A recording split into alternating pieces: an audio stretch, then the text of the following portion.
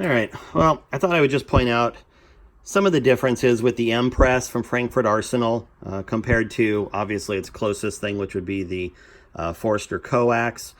Uh, it's kind of a toss-up in terms of what they offer. I think the Frankford company has really tried to take what people love about a coax design and give it some features that haven't been available.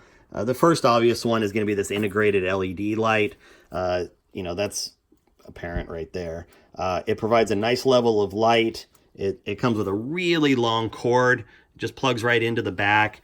This unit could be pretty easily replaced if for some reason, I mean, LEDs last forever, but if for some reason it burned out, I don't see any issues ordering a replacement and putting it in. So don't worry about it being that kind of light where you couldn't fix it.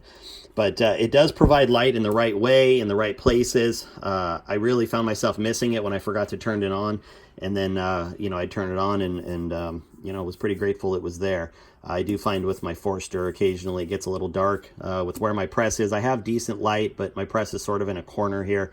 And I do find occasionally I wish I had this light on my Forster, so that's nice.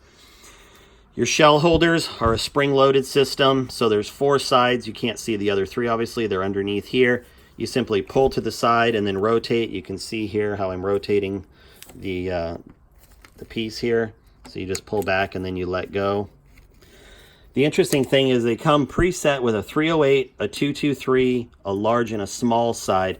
But the reality is you might find that different ones work better for different brass. I found that the 223, which is this setting right here, really locked up my brass better. It made it a little tighter front to back, which is important for your die alignment. The 308 was just a little looser with this. Now, I don't know if that's because of the rebated rim on a 284. It's hard to say, but I would definitely advise people to play with the shell holder and find one that locks up your brass the best. It's just going to be preference, but I did find that in terms of getting that lined up, it worked great. The die block, I know some people have obviously not enjoyed having to replace all of their rings that they've had for all their presses. I think the design is okay. It locks up nice in here. It has just enough float in it to allow everything to work properly.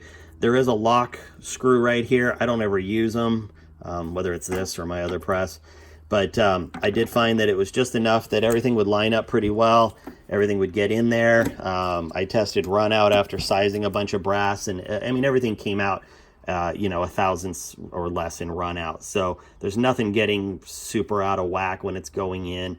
Like any single stage press or even progressive for that matter, you do have to keep an eye on your brass going in. If you're not paying attention and, this die block floats a little bit, there's always the chance you're going to slam a neck into the die, but that's inherent of anything that you're not paying attention to.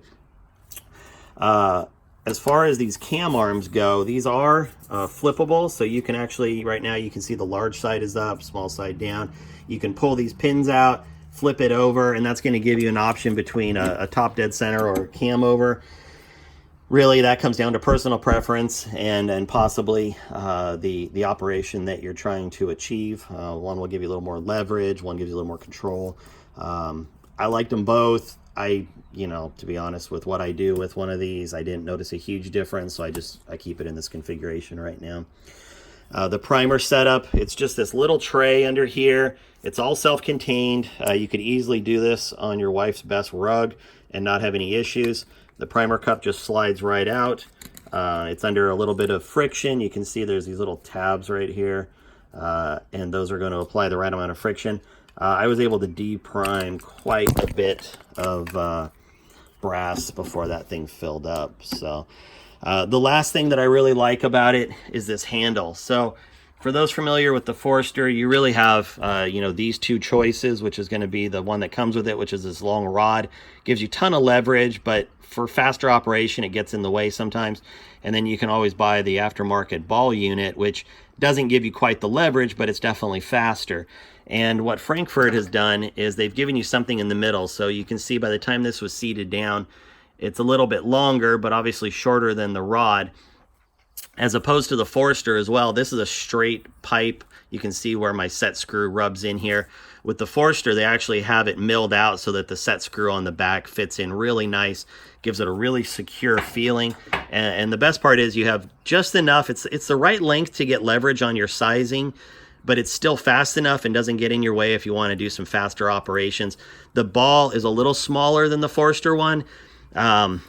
You know, I wasn't sure how I was going to feel about this. I think I actually ended up liking it better the more I played with it. It did take a little getting used to because I've had my Forster ball for so long. But this has just a little bit of texture, and it gave me just a little better feel. Now, I've got slightly smaller hands, so, you know, leave it up to that. But the great thing is it's threaded. I mean, you always go down to the hardware store, find something else that's threaded to the same and throw it on there. It's, you know, it's really nice that you can do that. It's something you can't do on the Forster. Another thing is it's a wide unit. You do need to keep that in mind. I'm using one of the, another aftermarket press stand. You can see here I did have to put a couple of spacer nuts in so that it would have enough room to come across. You know, just keep that in mind. It is a wide unit by the time you're done mounting it, but it does fit flush. You can get it right down on your work surface if you want. There's nothing, you know, you can see here, there's nothing that hangs below. There's nothing in the operation that would get in the way of your bench. The only thing I could possibly say, and I know everybody's mentioned it before, the handle, depending on the operation it's in, if you had something sticking out lower here, you could possibly hit it while you're trying to come over. But I think most people are using some sort of a bench stand to get it up and out of the way. But everything about it lends itself to not being intrusive to the rest of your bench. So anyway, that's what's going to set this thing apart. I found it to be a really nice press. It worked well with, you know, my normal sizing dies, decapping, you know, everything that I was doing. I even did some bullet pointing on it and found that it worked great. So it's a nice alternative. It's a great price point.